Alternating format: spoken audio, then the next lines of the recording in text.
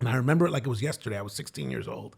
It was the first time I saw an Afro-Latino in a business suit talking to important people about important subjects. And I was like, I don't know what that guy does, but I want to be him.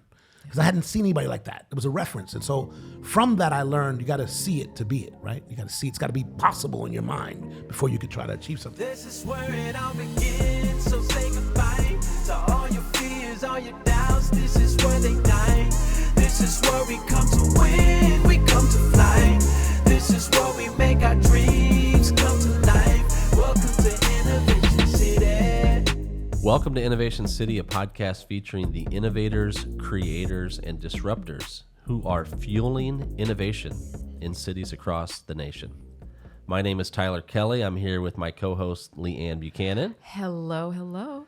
And we're really excited because today we have with us Mr. Arturo Nuñez. Hello. Good morning.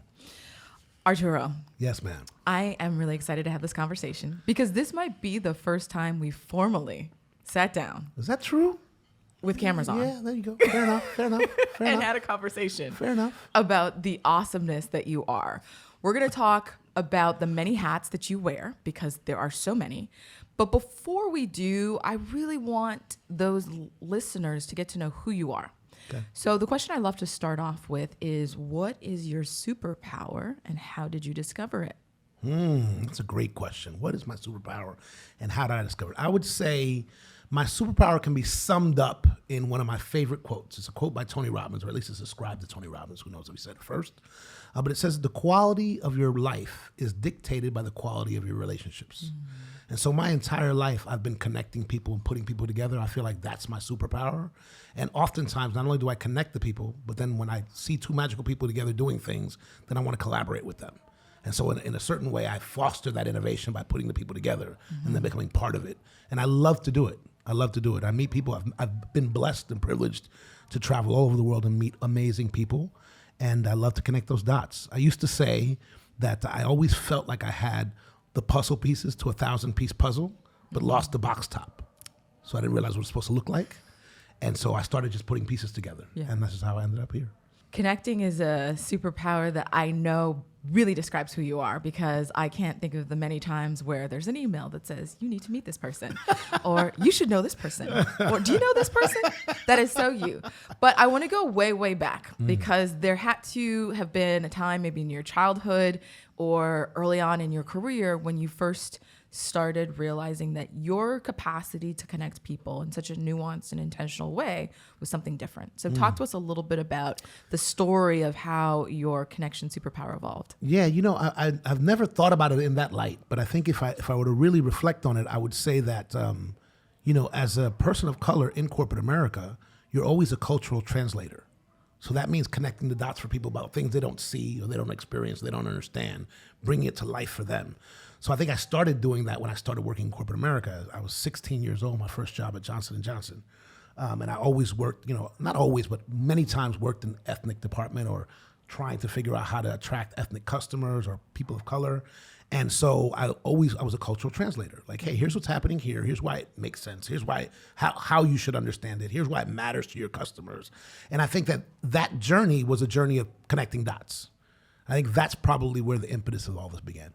Before we talk more about the specifics of the innovation, I just want you to take, and I don't know if you can do this in a short period of time, kind of like a time hop. What were the major steps along your experience journey?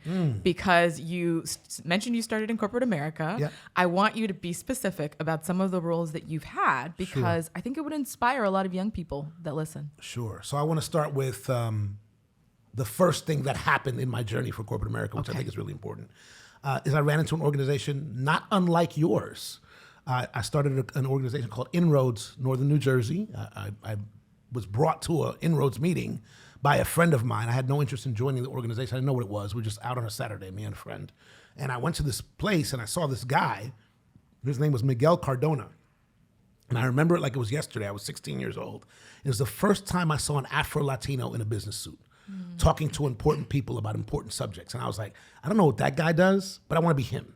Because I hadn't seen anybody like that. It was a reference. And so from that, I learned you got to see it to be it, right? You got to see it's got to be possible in your mind before you could try to achieve something. So that was the first person that it sparked me that I wanted to be a business person. And he ran Inroads Northern New Jersey, and Inroads is an organization that gets disadvantaged youth and youth from urban areas into positions in corporate America, mostly internships, et cetera. And so I joined that program because of that man. And I ended up at Johnson & Johnson. I ended up in marketing. And here I am 37 years later, still doing marketing. So I learned a tremendous passion for marketing in the process of joining Inroads and being part of that. I went to 4 internships at Johnson & Johnson over the course of my last year of high school through college.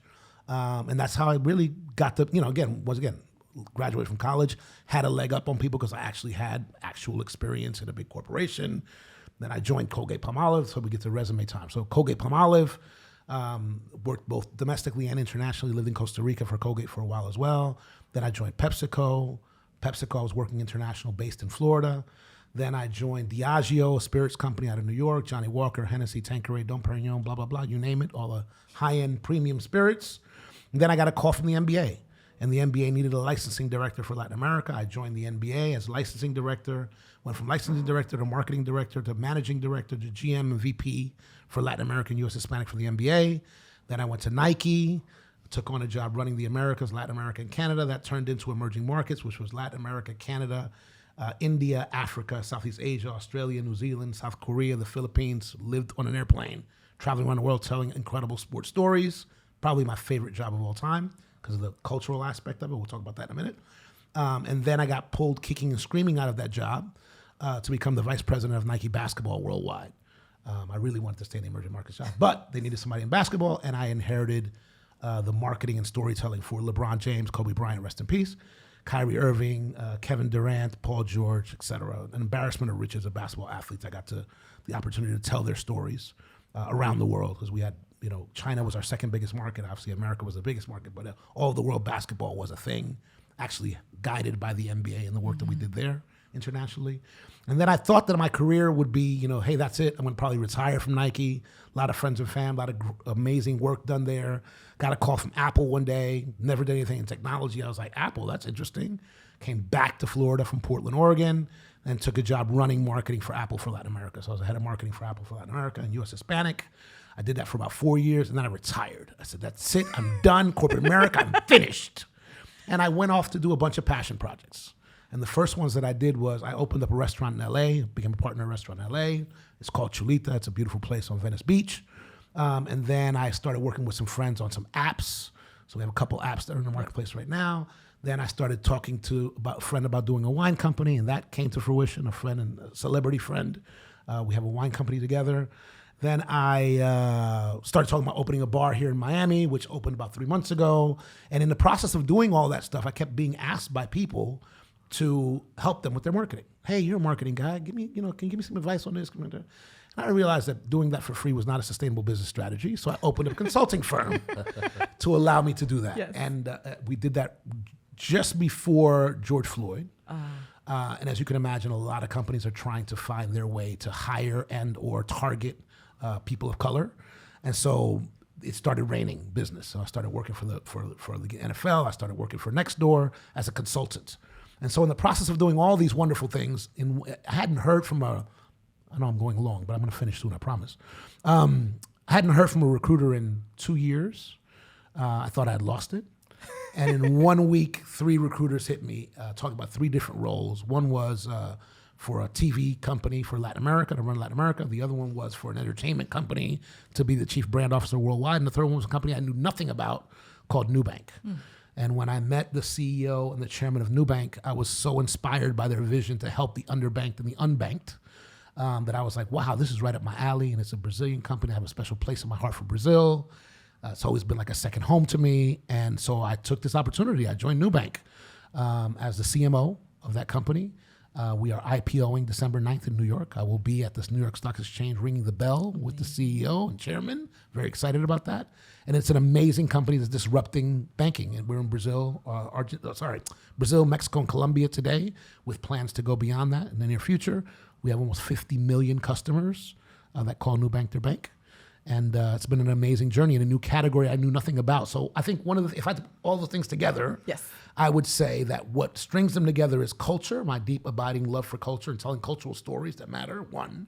And two, to always be learning. So I kept switching categories. I knew nothing about technology. I joined Apple. I learned about technology, how it's disrupting people's lives, how it's helping people's lives. Now I'm in the financial fintech category, which is one of the hottest categories in the world.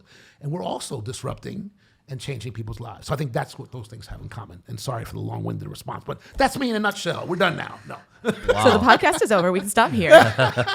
But I know, Tyler, you want to unpack. Oh my gosh, there's a The lot to unpack. whole, I feel like you know those examples of the people like racking up the bills on those old school, because kids know nothing about that, but those old school like calculators with the paper. That was the paper.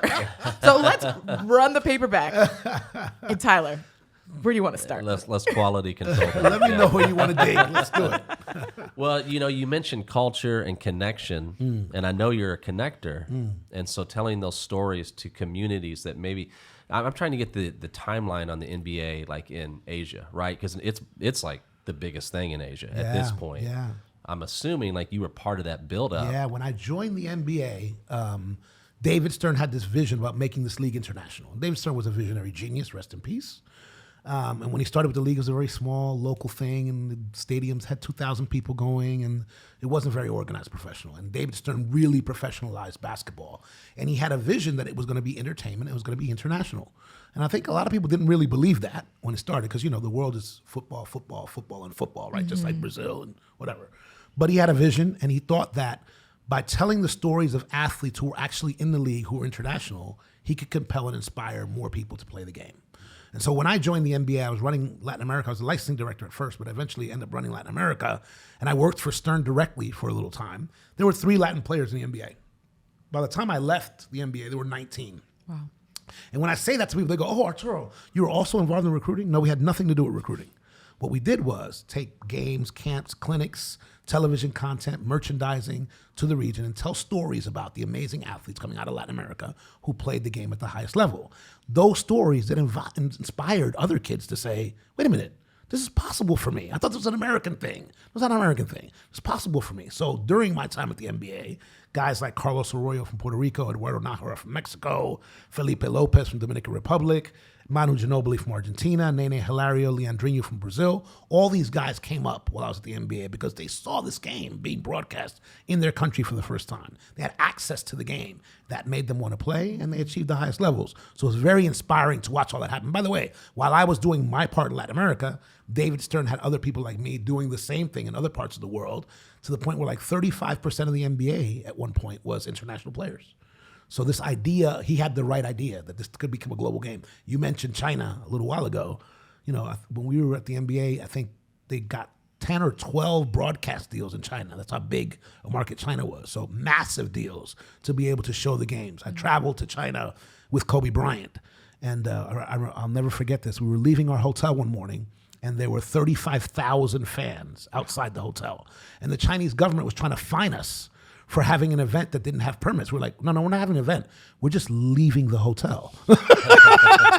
Our event is trying to get to that van right there. That's what we're doing. So the power of the vision that he had to make it global really came to light. It was amazing. That's amazing. Earlier you mentioned, if you can see it, you can be it. It sounds like connecting those stories to people on the ground in the communities are part of that. If they can see it, they can be it. 100%. 100%. And that's why I think there's such power. And I know it's a divisive issue, controversial, and I don't want to get into politics. But a lot of people think Obama did a good job. He didn't do a good job, whatever. What I remember about Obama most viscerally is I was in Mexico City when Obama won the presidency. And he came out on stage and he said, "For all of those who do not believe that America is a place where anything is possible, I stand here tonight as your proof." Mm-hmm. I was crying in a bar in Mexico City. I told the bartender, "Johnny Walker Blue today. Let's go." Right? I was so excited because when I was a little kid, my parents told me you could do anything or be anything you want to be. And I would say, "Cool, I could be the president." And they'd be like, "Yeah, no." Not so much. So the day that guy took the stage and dispelled that notion, I think was a perfect example of the power of see it and be it. One of the themes that rings really true from your story and what you focus on is this idea of access. And it's not just about kind of connecting the dots and putting cultural narratives before people that are perhaps different than what you see as dominant, but there's this underlying theme around how you're making access points more available to those that just don't have the privilege, that wouldn't otherwise have the inroads, to use that particular term. So talk to us about what you've learned about the power of creating access. Yeah, I think listen, as a great marketer, I think any great marketer is a storyteller at the end of the day. So that's what I've been able to do. I've spent the last 35 years of my life or more, I hate to date myself like that, telling stories. And I think it starts with that, right? The idea of access starts with thinking that something is possible for you. I can remember being here in Miami 25 years ago in a barbershop, not too far from here, near Miami Gardens Drive. And I was new to the city and I was going to get a haircut. And they were talking about South Beach as if it was the south of France. Mm-hmm. A beer is $30. You know, they restrict access. You could only get there if you stay at these hotels. The hotels are thousands. And I'm sitting in the chair going like, whoa, hey. No, that's not true. You can actually get a beer for $3 on Miami Beach. It's actually open to you too can go there. Mm-hmm. But it was such a foreign experience to these people. They were like, that's not for me. And so I spent my life trying to communicate with all types of consumers, saying that the products and services that we were selling are for everyone, right? So democratizing access, to your point. And I think it starts with reflecting your customer. There's been this myth in marketing for a very long time that products had to be aspirational. And that was code word for like, yo, don't talk about the people. No. All the people want to see themselves reflected. And if you can reflect the people and you can build an emotional connection with the people, they'll be loyal customers of your brand. I believe that's true today in every category of business. And I've done that in every category of business that I've been involved in. It's interesting. You and I have talked about this outside of this context. I call that inspiration capital, which is the type of capital that you build by creating an inspiring content or story that shows people a roadmap to where they could potentially be. What is the most inspiring campaign that you've ever worked on? Oof. Wow. I'm coming with it today. That is really hard. Wow. That's like asking somebody which kid they like the best. I mean, hey, sometimes you got to choose. I've had so many of my babies are out in the world. And by the way, I'm not gonna be as selfish to say to think about just my campaigns, but there's a lot of campaigns. I would say one of my favorite campaigns ever that had nothing to do with me was Procter & Gamble's Mother's Day Olympics campaign. I think that great advertising communication is when the customer sees themselves reflected, they can see themselves. If you watch that ad, there's no way to be a mother and not get emotional by that ad because they capture the essence of what motherhood is all about in the ad. So that was an amazing example. But from my own canon of work, LeBron James moved to Miami. At that time, he was a pariah. He had just done the show where he told people he was leaving Cleveland, coming to Miami. And it was before any super teams existed. He came down here to build a super team, technically. And a lot of people had real problems with that. LeBron didn't. LeBron was confident. He knew what he was doing. He knew who he was. He knew who was in control, which is LeBron. But he came down here and we wanted to tell a story about him. We did a story called Training Day that was actually inspired by Muhammad Ali's fight in the Rumble in the Jungle, where everybody saw Muhammad Ali as the people's champ in Africa. Well, we wanted to make LeBron the people's champ in Florida. And we did an ad called Training Day, and it was very beautiful. And it was so inspiring as a marketer to read the comments of people when the ad aired on YouTube and digital platforms and even on television. But to read the comments, we were saying, well, you got to admit, he is the people's champ. I mean, you got to admit, he does love the kids. And that's exactly what we're trying to tell a story. We're trying to dimensionalize this guy as a human being that he is versus just an athlete. And he's done an incredible job himself of being way more than an athlete at this point. But at that point, he wasn't this LeBron. He was a different LeBron. And we told that story. We were one of the first people that I think ourselves, and then Samsung did some work too, to humanize LeBron and show other elements of his life beyond the basketball player. And it was an amazing campaign. It was very emotional as well. Well, maybe he picked up a few tips from that campaign. Well, a little bit, maybe. Yeah. I like to think these things work, symbiotically. Yes. So I'd hate to get to the lightning round before we connect the dots on being an entrepreneur, because you got the corporate and a marketer, but you're an entrepreneur as well. So talk to me about the differences. Like, what is different about being an entrepreneur? Yeah, entrepreneurship is not for everybody. It's a tough road. It's a very difficult road, filled with challenges and obstacles that you don't face when you're a corporate citizen. I've been blessed to have an embarrassment of riches as a corporate guy, big teams of amazing, smart, bright people to do work for, amazing budgets, access to consumers around the world, a history, a legacy of brand that exists when you join a brand, any decent brand. But when you're an entrepreneur, you start day one, it's about you. I also own a snack food company. I don't know if I mentioned that either, called Taste Bars. I'm part owner with my partner Samantha. And when we started that business, it was one of my first entrepreneurial ventures after my retirement. And I was like, all right, cool, let's get to it. I'm going to do the marketing for this brand. My partner is a food scientist and made this amazing healthy snack bar. By the way, you should try it. It's vegan. It's amazing. Okay. Right up your alley. But she made this amazing thing, and I was going to do the marketing for it. And so I woke up one morning and I found myself like having to do something very mundane, like send some samples to a retailer that wanted to carry the product. And I was like, where's my... Oh, there's no people. That's me. Like, I'm going to the store now. Yeah, I'm the people. I'm going to UPS right now to get this package up. And so when you're an entrepreneur, you have to wear all the hats. And it can be very humbling for some people, particularly if you're used to having legions of people working for you like I was at the time. But it's also an experience where you feel in control because you're responsible for what happens, for the outcome today. Can't blame it on anybody else. You either make it happen or you don't make it happen. It's on you, And so I thought that was really energizing and inspiring in many ways. And we figured out the way to make it happen. Right now it's being sold at Fresh Market on nationwide distribution. And it's a pretty cool brand and healthy options for people for eating. And so I think the entrepreneurship path is one that requires a lot of determination. I think there are potholes, challenges, and struggles in being in entrepreneurship, regardless of what business you're doing, from a restaurant to a bar, whatever, right? There's challenges and obstacles. And it's almost, I tell people that challenges and obstacles in entrepreneurship are like defense in basketball. You don't expect to play the game and not have any. Like, there's going to be people trying to stop you. This is how the world works. You learn that lesson very quickly as an entrepreneur. And you just have to persevere and keep getting it back up.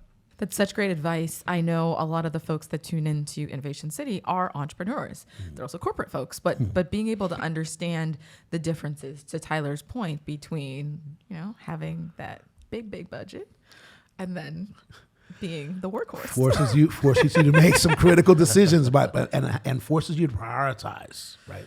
So one of the things that we like to do at the end is do a lightning round. And this is like no other lightning round perhaps that you've ever experienced because we get purposeful. Uh-oh. These are not easy questions. Uh-oh. You know me. I'm not going to ask no easy questions. No softballs. Okay. But try to answer them in a short statement if possible. All right. First question.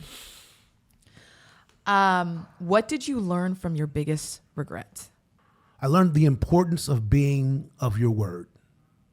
And I know that might sound simple, like your word is one of the critical things that you have that makes up who you are as a person. Meet your word. If you're a person of integrity, your word matters. Your word should matter to you, and it should matter to others. Be a person of integrity. I had a regret where I did not keep my word many, many years ago. So I think the biggest regret that I have in my life, and it taught me that valuable lesson. Wow. Be a person of integrity. Meet your word. What makes you feel loved? Oof, what makes me feel loved? Wow. My wife, my children. Feeling something that is not transactional. As a brand person, I talk about brand love all the time, and I have this argument. As a matter of fact, I have a running argument right now with my CFO as I'm trying to get budget, and we're trying to work it out. And they're always looking to attribution, CAC, ROAS. Like, what are we getting for every dollar? I'm like, listen, that's not how brand love works. Like, what do you mean, Arturo? You can't tell me for every dollar I spend what I'm going to get back. I go, tell me, quantify your love for your wife for me. Quantify your love for your children. You can't. Mm-hmm. You can't. It's a feeling, and it comes from multiple interactions, right? Same as brand. There's an ecosystem of interactions you have with a brand. And if the brand has great products, tells great stories, and gives you a great experience, you build a love. And by the way, love is irrational. It's irrational. I want people to feel irrational about my brands. I want them to frequent my brands with irrational behavior. Some reason I love that place. People that leave my lounge here in Miami go, this is my favorite bar in Miami. Listen, we opened a bar in Miami. Let me quantify that for you. We opened a place where people go to buy drinks and listen to music in Miami. How many of those are there? 10,000 in Miami. It's a city that lives on bars. We opened a bar in Miami, and people love it. Why? Because we're passionate about what we do. We told a story that no one else is telling about our love for music. 10,000 pieces of vinyl, incredible, and intimate environment, and people were looking for it. So it's a different relationship that you have. I know it's a long-winded answer.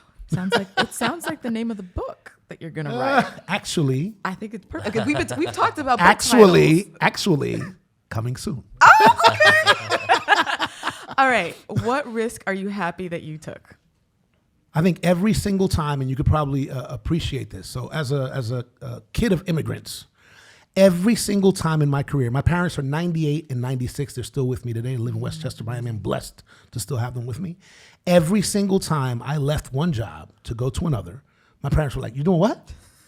I'm leaving this job. I'm going to, why would you do that? Well, because it's something different. Well, are they not paying you? Yes, they're paying me.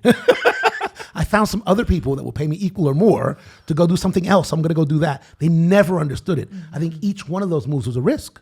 When you leave a safe place, a place where you know the rules, a place where you know the people, to go to a new place where you don't know the rules, you don't know the people, you're taking a risk. But no risk, no reward. And staying in your comfort zone is not the way to grow. So each opportunity I took taught me something new and grew me in a different way. Mm-hmm. What was your childhood dream? You know what I really wanted to be?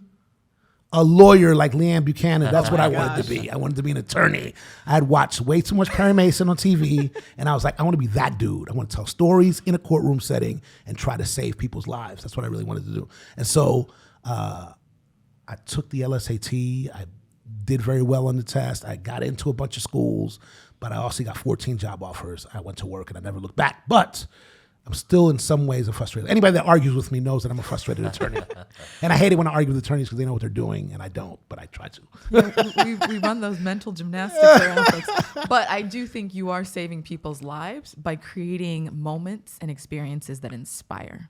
So I think that's it. I mean, we could keep talking for much longer. It definitely feels like it. But I can't believe we're at the end. So with all this going on, how can people get in touch with you, social media, websites? I have social media, aNuNez21 on Instagram. I have a Twitter handle, CocoJean21. Depends on what they want to do. I got a lot of stuff going on. Depends on how people want to ask me. But can I share my email on here? Yeah. Yeah, okay. You can reach me at Arturo at aīrecreative.com. That's my consulting company. That's being run by an incredible woman named Stacy Crespo. And we are in the business of connecting people with communities and telling stories. So amazing. Well, feel free. Arturo, this has been such a delight. So thank you so much for joining us. I feel like we need a part 2 just to go through the other half of the timeline. So stay tuned, perhaps. But thank you so much. It was really inspiring. I'd love to do it again. Thank you for having me. Really appreciate it. Looking forward to more conversations. Thank you for listening to Innovation City. If you like this episode, you can find more episodes at innovationcity.co or anywhere where you watch or listen to podcasts. Please subscribe, rate, and review, and we'll see you next week.